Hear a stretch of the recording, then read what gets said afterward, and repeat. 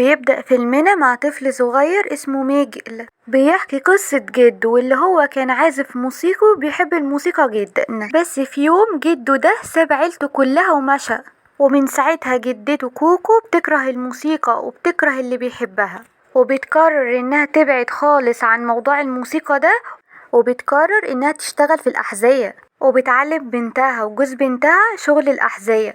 وبعدها بيظهر صاحب القصة ميجيل وهو داخل على جدته وبيسلم عليها، ورغم انها عندها فقدان في الذاكرة وبتنسى بسرعة، ان هو بيحب دايما يشاركها يومه. وعيلة ميجيل العيلة الوحيدة اللي في المكسيك اللي ما بتحبش الموسيقى. وبعدها بنشوف ميجيل وهو في الشارع وبيشجع الناس اللي بتعزف مزيكا، وبيبقى حلم حياته ان هو يكون عازف موسيقى كبير، بس عيلته هي اللي منعاه. وبنشوفه وهو واقف في الشارع قدام تمثال كبير واللي بيكون عازف موسيقى كبير وبيكون اسمه ارنستو.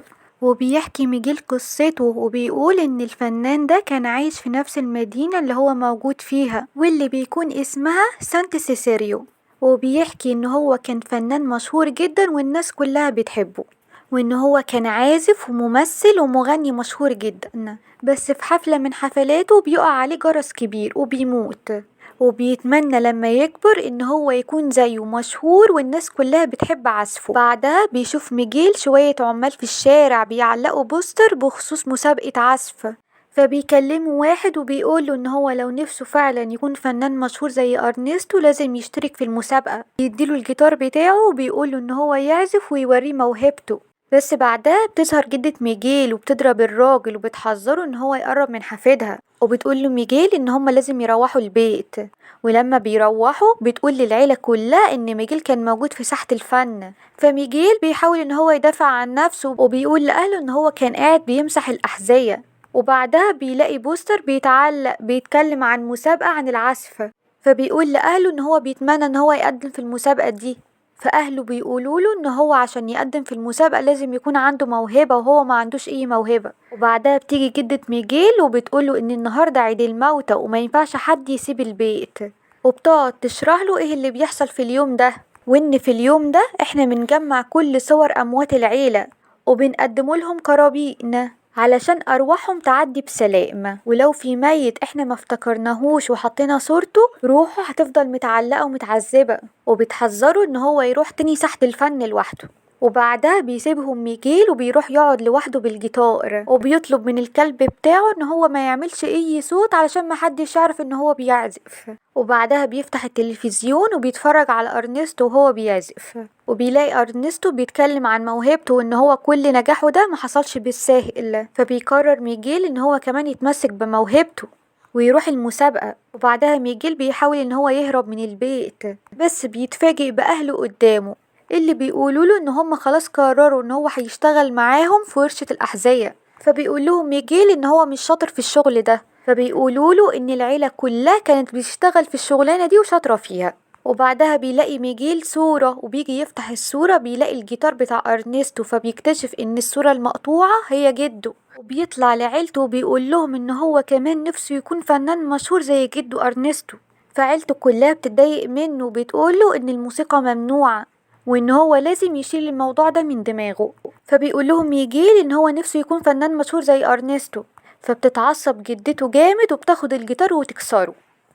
فبيزعل ميجل جدا وبيسيبهم ويمشي، وبيروح وقتها لساحة الفن وبيسأل كل الناس على جيتار علشان يشارك في المسابقة، بس محدش بيرضى يديه الجيتار بتاعه. وبيقف بعدها قدام التمثال وبيلاقي كلمة اغتنم الفرصة، فبتجيله فكرة ان هو يروح المتحف بتاع أرنستو يسرق الجيتار بتاعه. وبيروح المتحف وبيكسر الشباك وبيدخل وبيسرق الجيتار بتاعه وبيعتذر لصورة أرنستو. وبعدها بيسمع ميجيل صوت الناس كلها وهي برا المتحف عايزة تدخله لما عرفت ان في حرامي جوه. وبيحاول ميجيل ان هو يهرب منهم بسرعة، بيلاقي نفسه وقع في حفرة وان هو موجود مع الاموات. واول ما اموات عيلته بيشوفوه بيحضنوه وهو بيتخض وبيقعد يجري. وبعدها بتاخدوا عيلته علشان تفرجوا على عالم الاموات، وبيقولوا له ان هم لازم يعدوا الجسر ده وان هم ما ينفعش يعدوه لو محدش من اهلهم في الدنيا افتكروهم. وبينبهر ميجيل بكل اللي بيشوفه، وبعدها بيفتكر ان هو معاه الصورة بتاعت جدته وانها كده مش هينفع تعدي الجسر لان صورتها مش موجودة في الدنيا.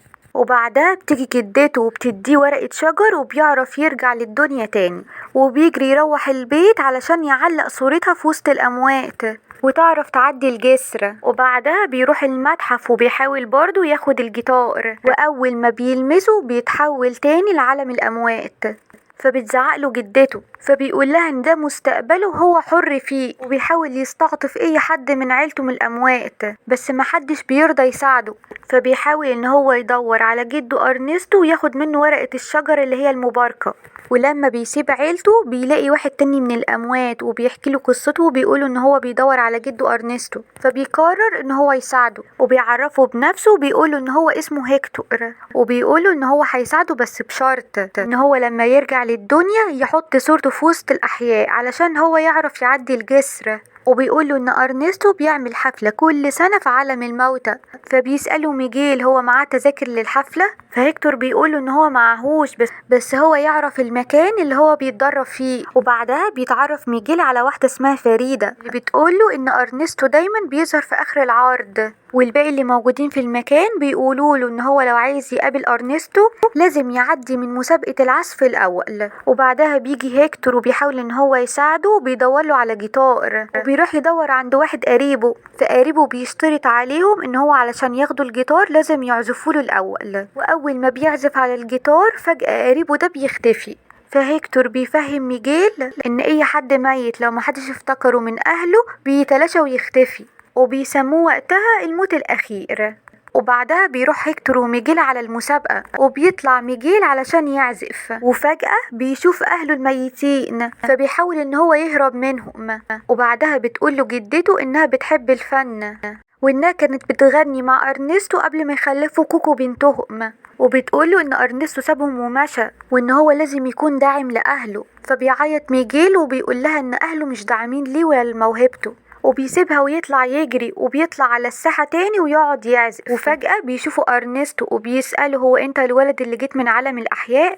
وبيستغرب ميجيل ان أرنستو عارفه، فبيقول له أرنستو ان كلهم بيتكلموا عنه. فميجيل بيحكي له القصة كلها وبيحضنه، فبيفرح أرنستو بحفيده وبيقدمه للناس. وبعدها بيحكي له ميجيل ان هو زعلان ان هو عمل كده مع أهله، فبيقول له أرنستو ان ما كانش في اي طريقة تانية يقدر يستغل بيها موهبته الا كده. وبيطلب أرنستو من ميجيل ان هو يكون ضيف شرف الحفلة بتاعته، فبيعتذرله ميجيل وبيقوله ان هو لازم يرجع عالم الأحياء فورا. وبيوافق أرنستو وبيقدم له المباركة بتاعته. بس بعدها بيظهر هيكتور وهو زعلان جدا وبيقول لميجيل ان هو كان صاحب أرنستو جده وهو اللي كان بيكتب له كل أغانيه، وبيقول له ان ارنستو غدر بيه وموته لما هيكتور قرر ان هو ما يساعدوش وهم لسه عايشين ويسيب عيلته ويفضل معاه.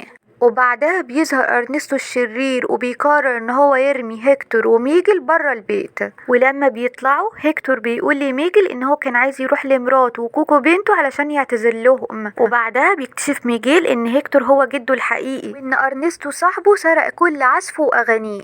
وبعدها بتظهر جدته وبتاخدهم، وبيحاول ميجيل ان هو يشرح لها ان هيكتور ما قدرش بيهم. وبتتجمع العيلة وبيقرروا ان هما يروحوا لارنستو وياخدوا الصورة قبل ما هيكتور يتعرض للموت الاخير، لان محدش من اهله معلق صورته. وبتنجح جدته ان هي فعلا تاخد الصورة، بس فجأة بتلاقي نفسها على المسرح وبتضطر ان هي تغني، وبتدي الصورة لميجيل وبتديله مباركتها وبتقوله ان هو ما ينساش دايما دعم اهله ليه. بس فجأة بيظهر ارنستو وبياخد ميجيل علشان ما يرجعش لعالم الاحياء ويعرف كل العيلة الحقيقة. وبعدها بتظهر صورة ارنستو وهو بيحكي كل الحقيقة قدام الناس، فكل الناس بتعرف ان ارنستو مش موهوب ولا حاجة وكل الفن ده بتاع هيكتور. بس ميجيل بيرجع تاني لعالم الاحياء، وبعدها بيرجع على البيت وبيروح لجدته كوكو وبيقعد يغني لها الاغنية اللي كان ابوها هيكتور بيغنيها لها. واول ما بتسمع الاغنية بتفتكر كل حاجة وبتقعد تغني الاغنية مع حفيدها. وبترجع الجدة كوكو باقي الصورة بتاعت هيكتور وبيعلقها ميجيل على الحيطة، وكمان صورة الجدة كوكو اللي ماتت على طول بعدها بيقدر هيكتور ان هو يعدي الجسر مع مراته اللي ما كانتش عارفة الحقيقة، وبيشوف بنته كوكو وبيحضنها، وبيحقق ميجيل حلمه وبيبقى عازف معروف في المدينة وكل اللي في المدينة بيحبوه. لو عجبك الملخص اعمل لايك واشترك في القناة علشان يظهرك كل الملخصات الجاية كلها.